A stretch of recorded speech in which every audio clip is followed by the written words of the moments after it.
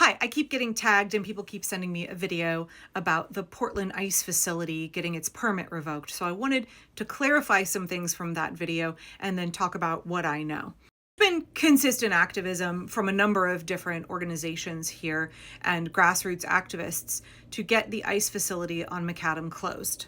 I know I've talked about this before, but the ice building is actually next door to a school and across the street from low-income housing. And yet nearly every single night we are seeing ICE come out into the neighborhood and shoot green gas, some kind of unknown red gas, and tear gas into the neighborhood. In fact, on the 4th of July, my kid was down there. One of her friends lives in that area, and they said that the tear gas drifting into the residential neighborhood was so bad that it felt like they had been tear gassed right in front of them. So there's been talk. Can the city sue? Can the residents of that neighborhood sue to get an injunction against ICE using chemical irritants agents in a residential area? There's been talk about the school asking for ICE to pay the cleanup fee for contaminating their property. But ultimately, what most of the activists want is that facility shut down altogether. For weeks, I went to a city council committee meeting where they were talking about whether there is a possibility of revoking the permit for that building.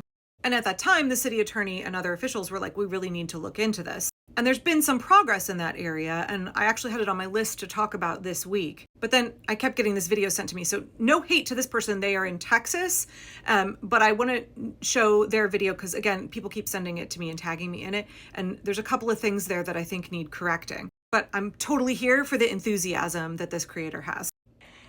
Turns out Portland has figured out how to get rid of ICE, and it is pretty fucking unique, and it is pretty goddamn spectacular. Turns out ICE has to have a permit to conduct business in your city. Portland figured that out. Portland went and pulled their permit. ICE's permit in Portland was from 2011, and that permit has very explicitly detailed provisions that they cannot break. And if they do break those provisions, then their permit is null and void. Don't worry, I'm going to get to what those details of the permit are, but I wanted to pause here and address some of the things in that first clip. So ICE doesn't need a permit to conduct raids in your city. The permit is tied to the building, to the facility itself. Revoking that permit would mean that ICE doesn't have a physical location here, but they could still conduct raids. They can still keep terrorizing our community and abducting immigrants.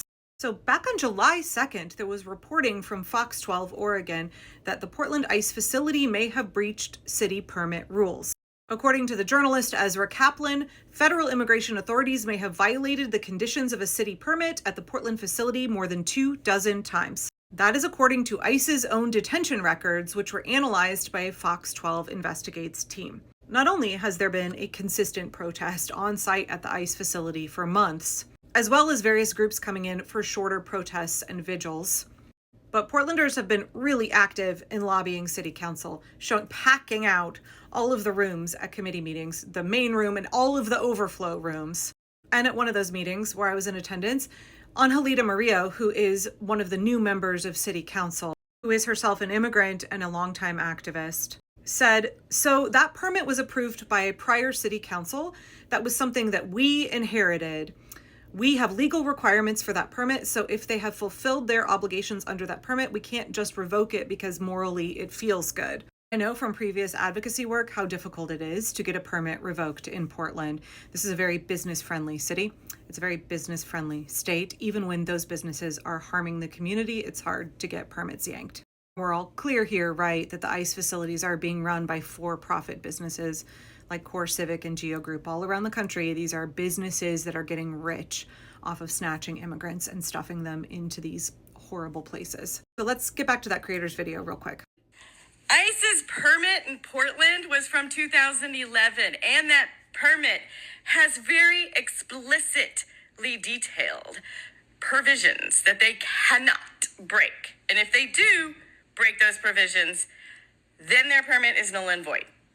Two of those provisions stood out to me. One, you can't hold a detainee for more than 24 hours. Second provision, people, if they hurt anybody in their arrest, they lose their permit. So then the mayor's Portland said, turns out you've got I think I read like 14, 18, 21, something like that. cases at the ACLU against ICE right now. Couple of things. Yep, permit was issued in 2011. Yep, it is a stipulation of that permit that they cannot hold people there for more than 12 hours. According to ICE's own records, there were at least 28 instances where that time limit was exceeded, and attorneys at UCLA filed a Freedom of Information Act request and found that 24 of those 28 violations have occurred since Trump regained the White House this year. Less than 2 weeks after that reporting came out from Fox News, demonstrators held a rally in front of City Hall, and they demanded that Portland City Council revoke the facility's permit. Unfortunately, I was at another meeting across town, otherwise I would have been at City Hall, so I'm relying here on reporting from Fox News. They said that demonstrators at the City Council meeting confronted members of City Council demanding that they revoke the permit or that they would begin petitions for the recall of council members. There was chanting "ICE out, ICE out." There were also people who live in that residential community who said they are fed up with protesters. An activist said, "There are people complaining about the protesters. If you want the protesters to leave, revoke the permit. Get ICE to leave, hold them accountable." I've talked in the past about how nonviolent protest is not peaceful, and it is often disruptive. Speaking of disruptive, City Council was forced to take a recess and halt the meeting at that time.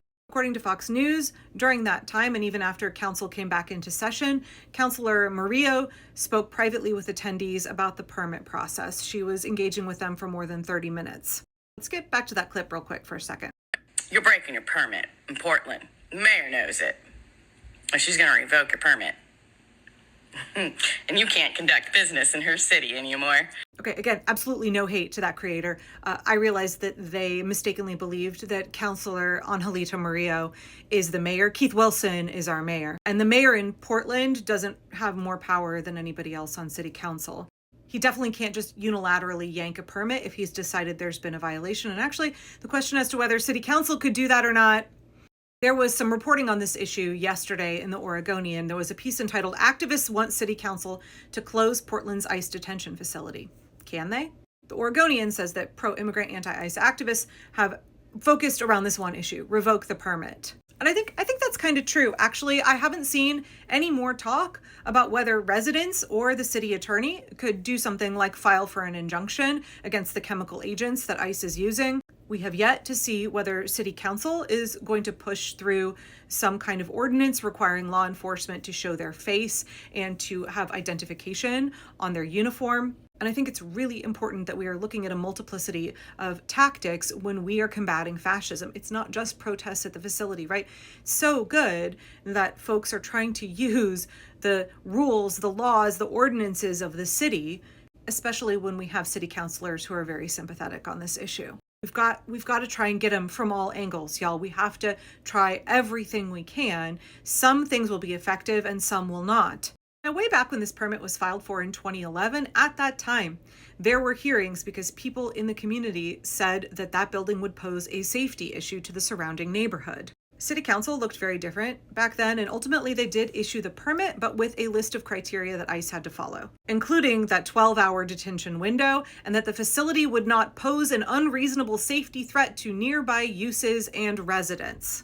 But it's, again, not that easy to get a permit revoked in Portland. So the city administrators, whose job it actually is to oversee this process, informed City Council last week that to begin that process, a formal complaint would have to be filed with the city's Permitting and Development Office. And as of today, as I'm filming this, no complaints have been filed about the ICE facility with that office. Upon receiving that complaint, city staff would be assigned to investigate.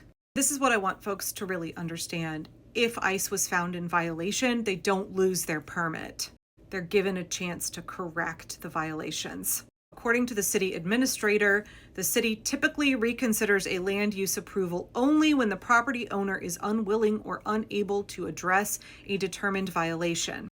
That ruling could then be appealed to City Council and then appealed to Oregon's Land Use Board of Appeals and subsequently the Oregon Court of Appeals and the Oregon Supreme Court. You remember when I said that Oregon law is extremely business friendly and that harms residents of our state? According to Councilor Eric Zimmerman, at the end of the day, what happens with ICE is a land use call, and Oregon land use law does not allow a political body to just shut something down. I appreciate that, Hope Corps. I think we need a multiplicity of tactics to combat ICE, but I just wanted to make sure that we're accurate in describing the situation.